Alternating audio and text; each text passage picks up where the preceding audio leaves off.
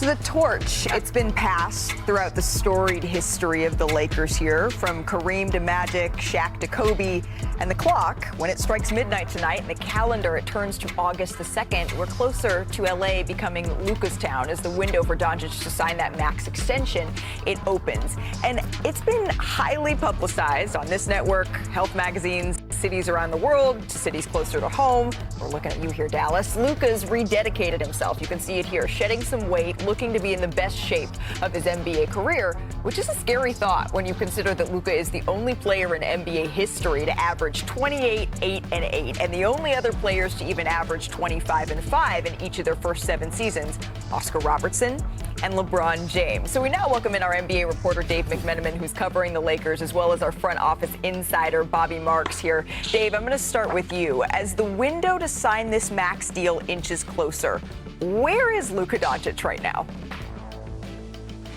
Well, literally, Malika, Luka Doncic is in Chicago right now. Okay. He is in the middle of a promotional tour for Jordan Brand. He, for the first time in his NBA career, came back to the States in the summertime to break up his vacation in Europe. And it started in New York, and now he's in Chicago. He did a boat tour yesterday.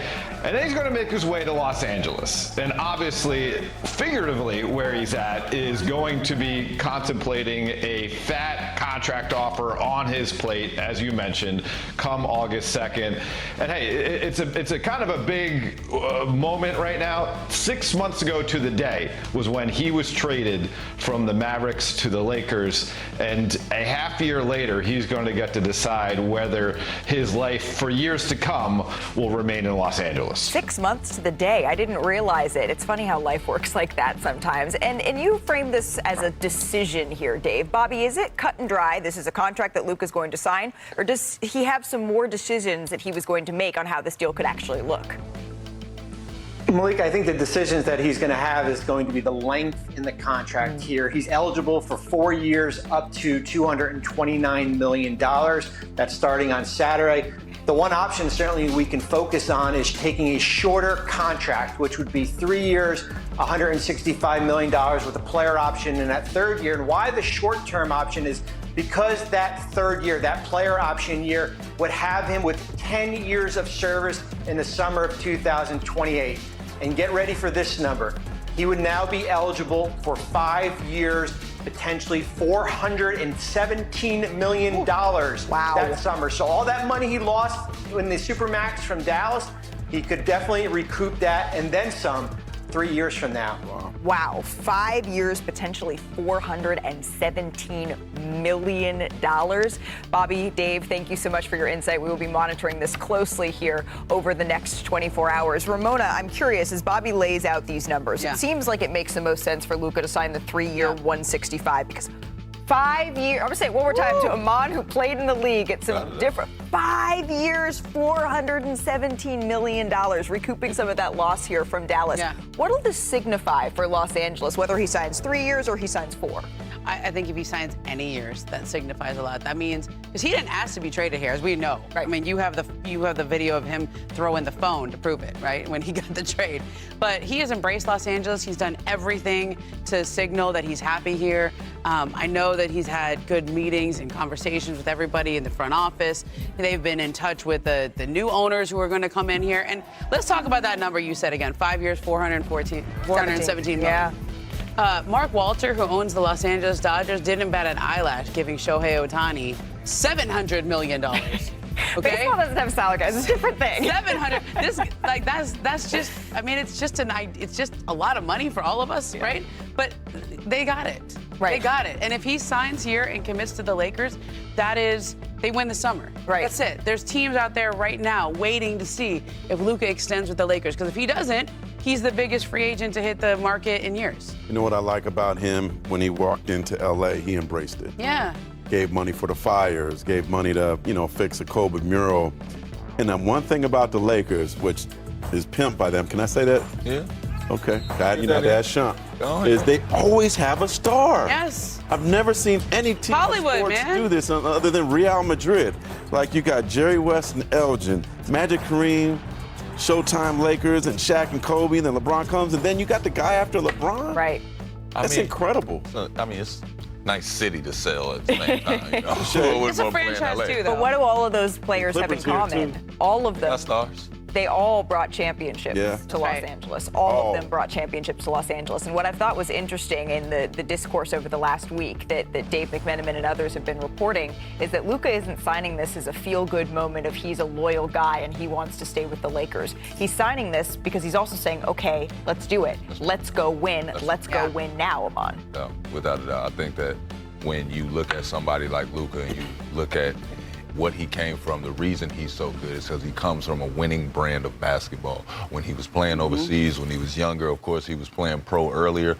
But when you look at his collection of work, all you see is winning qualities. And now we want to see him win on the big stage. And so, again, tomorrow is the day that he could agree to this contract. Now, despite the Lakers trending towards putting the cherry on top of a very productive summer here, LeBron James, let's read the tea leaves. We're just, all right? I'm not going to pretend to know what this means because the NBA's all-time leading scorer, he posted this image of himself working out in front of, as the internet was quick to point out, some Clippers signage. The caption, quote, say whatever you want, but you damn sure won't be able to say I didn't put in the work.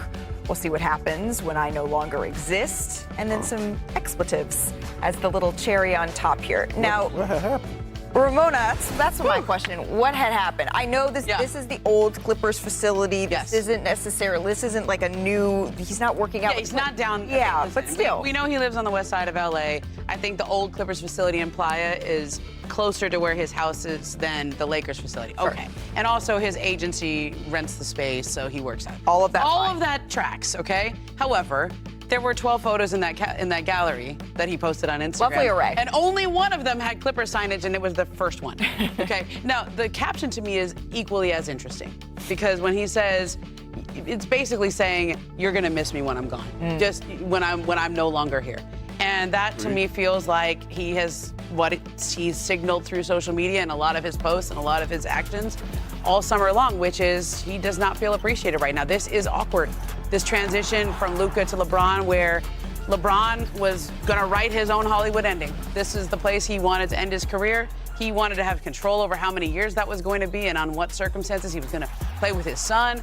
And now he doesn't have control over it because they didn't offer him more than just this year. He picked up the player option. They didn't discuss any years after that. This is the last year with the Lakers.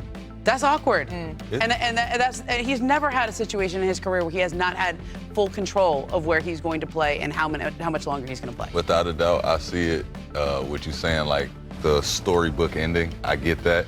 And he deserves that, by the way. Without a doubt. But I think we're all missing the point that's a Jay-Z caption. That's a Jay-Z. Yeah, that is. Quote. Like, let's see what happened when I no longer exist. F this. And then he hangs up. You hear the headphones come off on the song. So it's like, it's an ode to Jay-Z. Right? But he's also telling you guys, like, hey, what else can I do out here? You know what I mean? Y'all got a new face coming in. Soon I won't be here. But I just want y'all to know it's going to go my way, the way I said it's going to go, as far as going out on my own terms, going out playing healthy. And this is like the healthiest career we've seen, is it not? I'm giving you Amon's Pulitzer is on the way here for dissecting. That was great reporting. For dissecting this. That was excellent reporting. How could we go from Toy Story to Jay-Z in one show? I just, I can't go away from it. I just can't go. When I read the caption, I don't immediately think how a fan would think.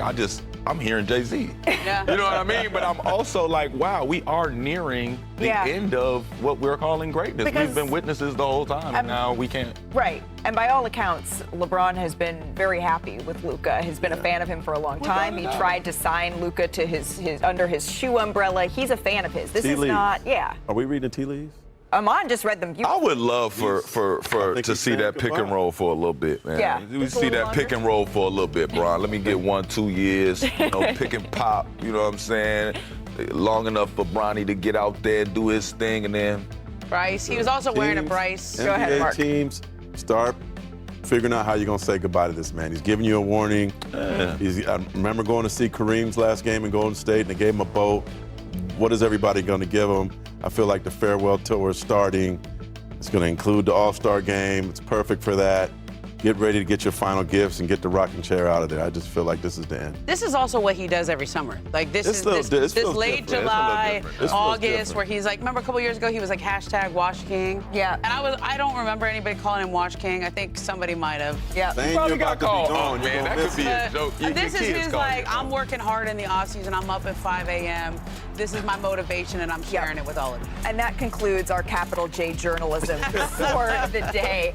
Hey, coming up here on NBA Today, we still got a lot to get to, even as the calendar turns to August. Steph, Kyrie, Shea, who gets crowned as the best handles of the year? What player's dribble game does Iman think can unlock one of the greatest scoring seasons we've ever seen? You won't want to miss this breakdown.